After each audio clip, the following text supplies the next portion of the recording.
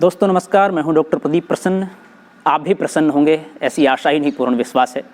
आप सबका स्वागत है मेरे चैनल हिंदी की बिंदी पर। तो आइए आज कुछ नया सीखते हैं नए टॉपिक के साथ।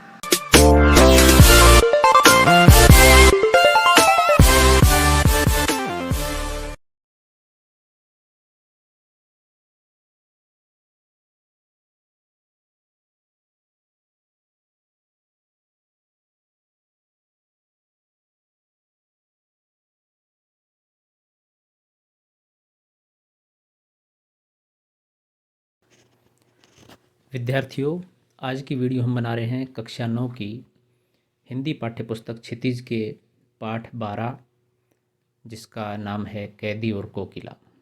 और ये एक कविता है। इस कविता को कवि माखनलाल चतुर्वेदी ने लिखा है। बहुत ही अच्छी एक प्रेरणात्मक और प्रतीकात्मक कविता है। और इस पाठ में हम कवि का परिचय, पाठ का सार, अर्थ, भाव और व्याख्या करते हुए आपको इस कविता को स्पष्ट करेंगे। उससे आगे एक वीडियो हम और बनाएंगे जो इस कैदी और कोकिल पाठ के प्रश्नों के उत्तरों को लेकर के होगी, जिसमें सभी प्रश्नों के हम उत्तर देंगे और आपको बताएंगे कैसे आप उत्तर लिखें और समझें उन चीज़ों को। तो कहने का तात्पर्य, इस पूरे पाठ की हम वीडियो बनाएंगे। और कक्षा 9 की अन्य वीडियो देखने के लिए आप हमारे चैनल पर विजिट कर सकते हैं। तो आइए हम शुरू करते हैं आज की वीडियो। सबसे पहले हम माखनलाल चतुर्वेदी यानी कि इस पाठ के, इस कविता के कवि का जीवन परिचय संक्षिप्त रूप में जानने का प्रयास करते हैं। माखनलाल चतुर्वेदी का जन्म मध्य प्रदेश के होशंगाबाद जिले में बाबाई नामक गांव में सन 1889 में हुआ था। प्राथमिक शिक्षा के बाद इन्होंने घर पर ही संस्कृत, बांग्ला, अंग्रेजी, गुजराती आदि भाषाओं का ज्ञान प्राप्त किया। प्रारंभ में ये अनेक भाषाएं सीखते थे सभी लोग जिनका मन होता था पढ़ाई के प्रति, या जिनके परिवारजन पढ़ाना चाहते थे अपने बच्चों को। वे भारत के ख्याति प्राप्त कवि, लेखक और पत्रकार थे जिनकी रचनाएं अत्यंत लोकप्रिय हुईं। वे सरल भाषा और जोशीली भावनाओं के अनूठे हिंदी रचनाकार थे। प्रभाव और कर्मवीर जैसे प्रतिष्ठित पत्रों के संपादक के रूप में उन्होंने ब्रिटिश शासन के खिलाफ जोरदार प्रचार किया और नई पीढ़ी से आह्वान किया कि वे गुलामी की जंजीरों को तोड़कर बाहर आए। वे सच्चे देशप्रेमी थे और 1921-22 के असहयोग आंदोलन में सक्रिय रूप से भाग लेते हुए जेल भी गए। दरअसल आज़ादी से पूर्व के इन साहित्यकारों की ये बड़ी विशेषता रही है कि इन्होंने साहित्य कर्म करते हुए पत्रकारिता से भी जुड़ाव रखा और सक्रिय रूप से जो समाज में असंगतियां थी उनका विरोध किया, अंग्रेज़ों के शासनकाल का विरोध किया। और इसके लिए उन्होंने आंदोलन किए, जेल गए, लाठियां खाई, रैलियां निकाली। सिर्फ किताबी आह्वान या किताबी जागरूकता लाने का प्रयास नहीं किया, बल्कि वास्तव में उन आंदोलनों में सक्रिय रूप से भाग लिया। उनकी कविताओं में हमें देश प्रेम के साथ साथ प्रकृति और प्रेम का भी चित्रण मिलता है। हिम किरीटनी, साहित्य देवता, हिम तरंगिनी, वेणु लो गुंजे धरा उनकी प्रमुख कविताओं में से एक है। अपने जीवन काल में उन्होंने अध्यापन एवं संपादन दोनों का कार्य किया। ऊपर जो कविताएं बताई गई हैं ये माखनलाल चतुर्वेदी जी की बहुत ही प्रसिद्ध कविताएं हैं। उन्हें देव पुरस्कार, पद्म भूषण एवं साहित्य अकादमी जैसे पुरस्कारों से सम्मानित किया गया। उन्होंने अपनी कविताओं में शिल्प की तुलना में भावना को ज़्यादा महत्व दिया है और यही कारण है कि उन्होंने अपनी रचनाओं में बोलचाल की भाषा का उपयोग किया है, यानी कि सहज भाषा रखी अपनी कविताओं के रूप में। माखनलाल चतुर्वेदी को एक उपनाम से जाना जाता है, एक भारतीय आत्मा। निश्चित रूप से देश के प्रति समर्पित आपके भाव, आपकी कविताएं देखते हुए ये उपनाम आपके लिए सटीक है। अब हम बात करते हैं ये जो कविता है कैदी और कोकिल, इसका सार क्या है, इसका भाव क्या है। कैदी और कोकिल कविता उस समय लिखी थी जब देश ब्रिटिश शासन के अधीन गुलामी के जंजीरों में जकड़ा हुआ था। वे खुद भी एक स्वतंत्रता सेनानी थे, माखनलाल चतुर्वेदी कवि, जिस वजह से उन्हें कई बार जेल जाना पड़ा। जेल में रहने के दौरान वे इस बात से अवगत हुए कि जेल जाने के बाद स्वतंत्रता सेनानियों के साथ कितना दुर्व्यवहार होता है। इसी सोच को उस समय समस्त जनता के सामने लाने के लिए उन्होंने इस कविता की रचना की। यानी कि किसी दूसरे व्यक्ति के भोगे हुए यथार्थ को उन्होंने कविता के रूप में लोगों के सामने प्रस्तुत नहीं किया, बल्कि स्वयं उस चीज़ को, उस अवसाद को, उस दुख को वहन किया है और स्वतंत्रता सेनानियों के साथ जेलों के अंदर अंग्रेज़ों के द्वारा किए जाने वाले दुर्व्यवहार को व्यक्त करते हुए यह कविता लिखी है। अपनी इस कविता में कवि ने जेल में बंद एक स्वतंत्रता सेनानी के साथ साथ एक कोयल का वर्णन भी किया है। कविता में कवि हमें उस समय जेल में मिल रही यातनाओं के बारे में बता रहा है। कवि यानी कि कैदी के अनुसार जहाँ पर चोर डाकुओं को रखा जाता है, वहाँ उन्हें स्वतंत्रता सेनानियों को रखा गया है।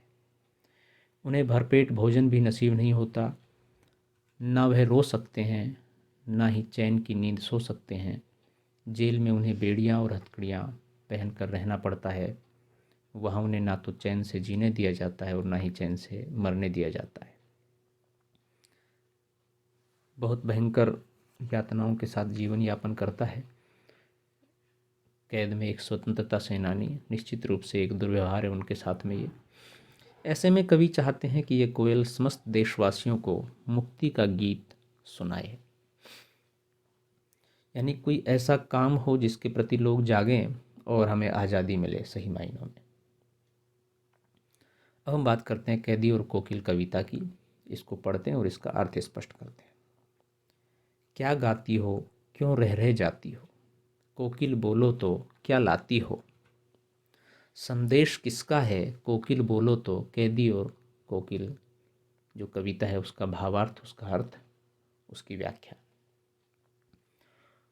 उपयुक्त पंक्तियों में कवि ने कारागार में बंद एक स्वतंत्रता सेनानी की मनोदशा को दर्शाया है। रात के घोर अंधकार में कारागृह के ऊपर जब वह एक कोयल को गाते हुए सुनता है तो उसके मन में कई तरह के भाव एवं प्रश्न उत्पन्न होने लगते हैं। उसे ऐसा लगता है कि कोयल उसके लिए कोई संदेश लेकर आई है, कोई प्रेरणा का स्रोत लेकर आई है। उससे इन प्रश्नों का बोझ सहा नहीं जाता और वह एक एक करके कोयल से सारे प्रश्न पूछने लगता है। वह सर्वप्रथम कोयल से पूछता है कि तुम क्या गा रही हो, फिर गाते गाते तुम बीच बीच में चुप क्यों हो जाती हो। वो कोयल से कहता है, हे कोयल, जरा बताओ तो, क्या तुम मेरे लिए कोई संदेश लेकर आई हो। अगर कोई संदेश लेकर आई हो तो उसे कहते कहते चुप क्यों हो जा रही हो, और यह संदेश तुम्हें कहाँ से मिला है, जरा मुझे बताओ। कवि बहुत सारी बातें कल्पना के माध्यम से कहने का प्रयास करता है, लेकिन उसके पीछे यथार्थ जुड़ा हुआ होता है। तो जेल की यातनाओं से मुक्ति के लिए कवि अपनी बात आम लोगों तक पहुंचाना चाहता है, लेकिन प्रतीकात्मक रूप से कोयल को चुनता है। और कोयल चूँकि गाना गाती है और सबको अच्छा गाना लगता है, उसका बोलना, उसकी मधुर आवाज़ सब सुनना चाहते हैं। तो कवि चाहता है कि ये एक मधुर आवाज़, एक संदेश कोयल के माध्यम से आम लोगों तक पहुँचे, जिससे कि वो जागरूक हों, इन स्वतंत्रता की बेड़ियों को समाप्त करें। ऊंची काली दीवारों के घेरे में, डाकू चोरों बटमारों के डेरे में, जीने को देते नहीं पेट भर खाना, मरने भी देते नहीं तड़फ रह जाना। जीवन पर अब दिन रात कड़ा पहरा है, शासन है या तम का प्रभाव गहरा है। हिमकर निराश कर चला रात भी काली, इस समय काली माँ मैं जगी क्यों आली। कैदी और कोकिल इस कविता की इन पंक्तियों में कवि ने अंग्रेज़ों के अत्याचार एवं उनके काले कारनामों को जनता के सामने प्रस्तुत किया है। पराधीन भारत में जेल में बंद स्वतंत्रता सेनानी जेल के अंदर होने वाले अत्याचार एवं अपनी दयनीय स्थिति का वर्णन करते हुए कहता है कि उन्हें जेल के अंदर अंधकार में काली और ऊंची दीवारों के मध्य डाकू, चोरों, उचक्कों के साथ रहना पड़ रहा है, जहां उसका कोई मान सम्मान नहीं है। जबकि स्वतंत्रता सेनानियों के साथ इस तरह का बर्ताव नहीं किया जाना चाहिए। उन्हें जीने के लिए पेट भर खाना भी नहीं दिया जाता और ना ही उन्हें मरने दिया जाता है, यानी कि उन्हें तड़फा तड़फा कर जीवित रहना ही प्रशासन का उद्देश्य है। इस प्रकार उनकी स्वतंत्रता पूरी तरह से छीन ली गई है और उनके ऊपर रात दिन कड़ा पहरा लगा होता है। अंग्रेजी शासन उनके साथ घोर अन्याय कर रहा है और अंग्रेज़ों के राज में स्वतंत्रता सेनानी को आकाश में भी घोर अंधकार रूपी निराशा दिख रही है, जहाँ न्याय रूपी चंद्रमा का थोड़ा सा भी प्रकाश नहीं है। इसलिए स्वतंत्रता सेनानी के माध्यम से कवि कोयल से पूछता है, हे कोयल, इतनी रात को तू क्यों जाग रही है और दूसरों को क्यों जगा रही है? क्या तू कोई संदेश लेकर आई है? निश्चित रूप से अंग्रेजी शासन के समय भारतीय लोगों को बहुत प्रताड़ना सहनी पड़ी है। स्वतंत्रता सेनानी अपने हक के लिए गलत का विरोध करते थे, इसलिए चोर डाकुओं की तरह वो असंगत काम नहीं करते थे। उनके साथ उस तरह का व्यवहार जेल में नहीं होना चाहिए था और इसीलिए कवि ये कविता के माध्यम से कह रहे हैं कि ये गलत था, अन्यायिक था, असंगत था। आगे कवि लिखते हैं कविता में, क्यों हूक पड़ी वेदना बोझ वाली सी, कोकिल बोलो तो क्या लुटा, मृदुल वैभव की रखवाली सी, कोकिल बोलो तो। इन पंक्तियों में कवि ने कोयल के स्वर में निहित वेदना को बोझ के समान बताकर पराधीन भारतवासियों के मन में छुपी वेदना की तरफ इशारा किया है। जेल में बंद स्वतंत्रता सेनानी कोयल की आवाज़ में दर्द का अनुभव करता है। वो महसूस करता है कि ये कोयल की जो आवाज़ है, ये भले ही स्वतंत्र है कहने को, लेकिन वास्तव में वो भी बंद है, बंधी हुई है, बंधक है। तो उसमें एक अवसाद है, एक दर्द है, एक वेदना है। उसे ऐसा लगता है कि कोयल ने अंग्रेज सरकार द्वारा किए जाने वाले अत्याचार को देख लिया है, इसलिए वो उतना मधुर नहीं गा रही जितना कि गाती हैं। इसमें भी एक दुख का क्षण है। इसीलिए उसके कंठ से मीठी व मधुर ध्वनि के बजाय वेदना का स्वर सुनाई पड़ रहा है, जिसमें कोयल के दर्द की हूक शामिल है। कवि के अनुसार कोयल अपनी वेदना सुनाना चाहती है, इसीलिए कवि कोयल से पूछ रहा है, कोयल बोलो तो तुम्हारा क्या लुट गया है, जो तुम्हारे कंठ से वेदना की ऐसी हूक सुनाई पड़ रही है। कोयल तो सबसे मीठी एवं सुरीली आवाज़ के लिए विख्यात है, जिसे गाते हुए सुनकर कोई भी मनुष्य प्रसन्न हो उठता है। लेकिन जेल में बंद स्वतंत्रता सेनानी को कोयल की आवाज़ न तो सुरीली लगी और न ही मीठी लगी, बल्कि उसे कोयल की आवाज़ में दुख और वेदना की अनुभूति हुई।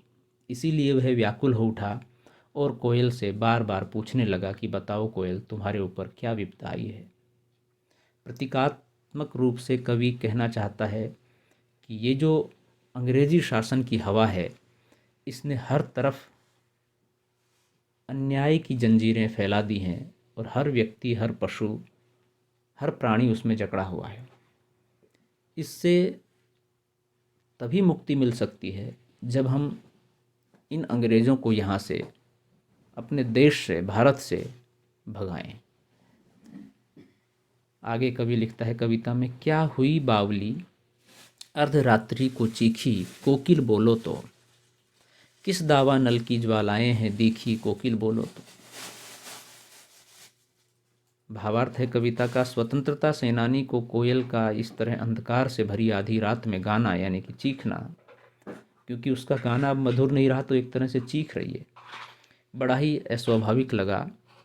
इसी वजह से उसने कोयल को बावली कहते हुए उससे पूछा है कि तुम्हें क्या हुआ है, तुम इस तरह आधी रात में क्यों चीख रही हो?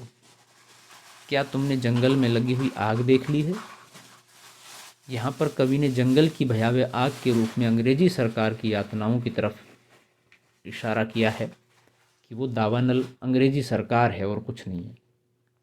उन्हें ऐसा लग रहा है कि कोयल ने अंग्रेजी सरकार की हैवानियत देख ली है, इसलिए वह चीख चीख कर ये बात सबको बता रही है कि उसे स्वतंत्र रहना है और अंग्रेजी सरकार से सावधान रहने की आवश्यकता है।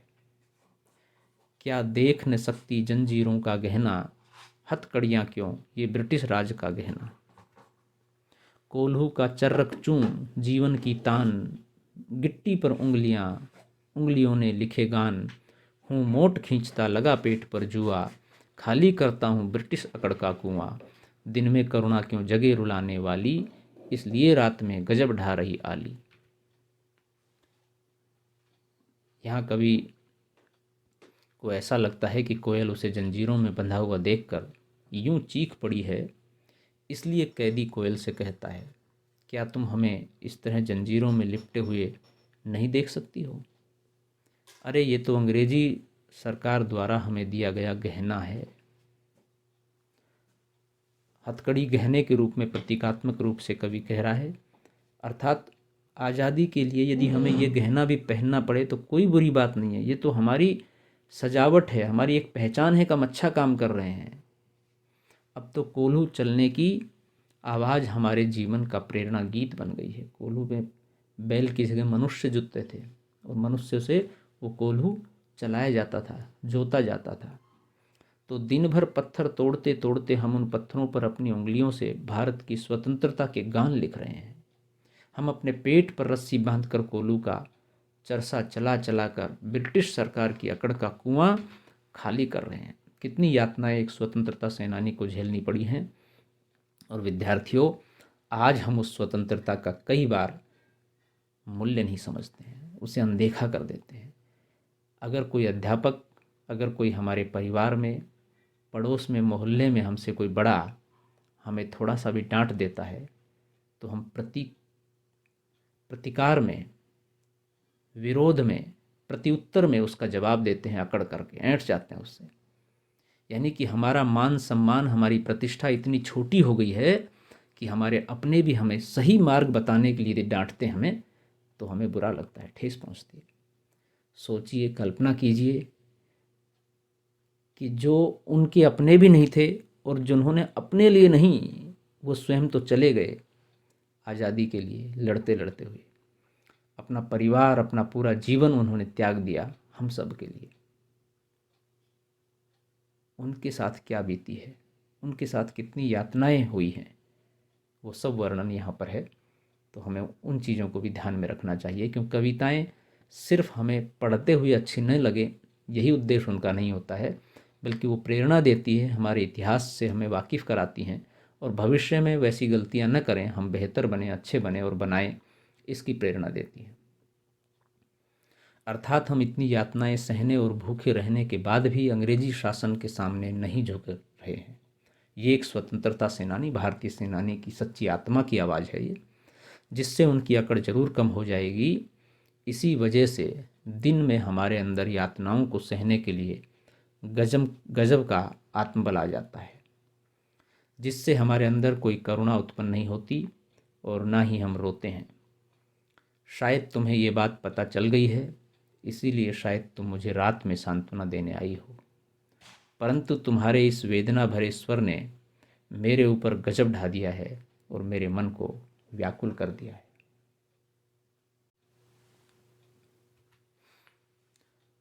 आगे कवि कविता में लिखते हैं, इस शांत समय में अंधकार को बेद रो रही क्यों हो। कोकिल बोलो तो चुपचाप मधुर विद्रोह बीज इस भांति बो रही क्यों हो। कोकिल बोलो तो। आगे कवि कोयल से कहता है कि इस आधी रात्रि में तुम अंधेरे को चीरते हुए इस तरह क्यों रो रही हो। कोयल बोलो तो, क्या तुम हमारे अंदर अंग्रेजी सरकार के खिलाफ विद्रोह के बीज बोना चाहती हो। इस तरह कवि ने जेल में कैद एक स्वतंत्रता सेनानी के मन की दशा का वर्णन किया है कि किस प्रकार कोयल यह गीत गाकर भारतीयों में देश प्रेम एवं देशभक्ति की भावना को मजबूत बनाना चाहती है, ताकि वे अंग्रेजों की परतंत्रता से मुक्ति पा सकें, आज़ादी मिल सके। आगे कवि लिखते हैं कविता में कि काली तू रजनी भी काली, शासन की करनी भी काली, काली लहर कल्पना काली, मेरी काल कोठरी काली, टोपी काली, कमली काली, मेरी लोह श्रृंखला काली। काली शब्द का अनेक बार उपयोग है, इसमें कई जगह पर अनुप्रास है, यमक है, श्लेष है। बहुत बेहतरीन कविता है। पहरे क्यों हूँ कृति की ब्याली, तिस पर है गाली ए आली। प्रस्तुत पंक्तियों में कवि ने अंग्रेजी शासनकाल के दौरान जेलों में स्वतंत्रता सेनानियों के साथ हो रहे घोर अत्याचार का वर्णन किया है। काले रंग को हमारे समाज में फैले दुख और अशांति का प्रतीक माना गया है, इसीलिए कवि ने यहाँ हर चीज़ को काला बताया है। कवि कैदी के माध्यम से कह रहा है कि कोयल तो खुद काली है, ये रात भी घोर काली है, और ठीक इसी तरह अंग्रेजी सरकार द्वारा की जाने वाली सारी करतूतें भी काली हैं, और जेल की काली चार दीवारी में चलने वाली हवा भी काली है। मैंने जो टोपी पहनी हुई है वह भी काली है, और जो कंबल मैं ओढ़ता हूँ वह भी काला है। मैंने जो लोहे की जंजीरें पहन रखी हैं वे भी काली हैं, और इसी वजह से हमारे अंदर जाने वाली कल्पनाएं भी काली हो गई हैं। एक उम्मीद जो होनी चाहिए वो उसके ऊपर कालीमा छा गई है हर तरफ। इतनी यातनाओं को सहने के बाद हमें हमारे ऊपर दिन भर नज़र रखने वाले पहरेदारों की हुंकार और गाली भी सुननी पड़ती है, जो किसी काले सांप की भांति हमें डसने को दौड़ती है। यानी कि इतनी यातनाओं में एक स्वतंत्रता सेनानी अपना जीवन यापन कर रहा है, निश्चित रूप से बड़े दुख की बात है। आगे कवि लिखते हैं कविता में, इस काले संकट सागर पर मरने की मदमाती कोयल बोलो तो, अपने चमकीले गीतों को क्यों कर हो तैराती कोकिल बोलो तो। कवि यह नहीं समझ पा रहा है कि कोयल स्वतंत्र होने के बाद भी इस अंधेरी आधी रात में कारागार के ऊपर मंडराकर अपनी मधुर आवाज़ में गीत क्यों गा रही है। क्या वह इस संकट में खुद को इसलिए ले आई है कि उसने मरने की ठान ली है? इसका कोई लाभ उन्हें होने वाला नहीं है। इसलिए कैदी कोयल से पूछ रहा है कि हे कोयल, बताओ तुम क्यों इस विपरीत परिस्थिति में आज़ादी की भावना जगाने वाले गीत गा रही हो।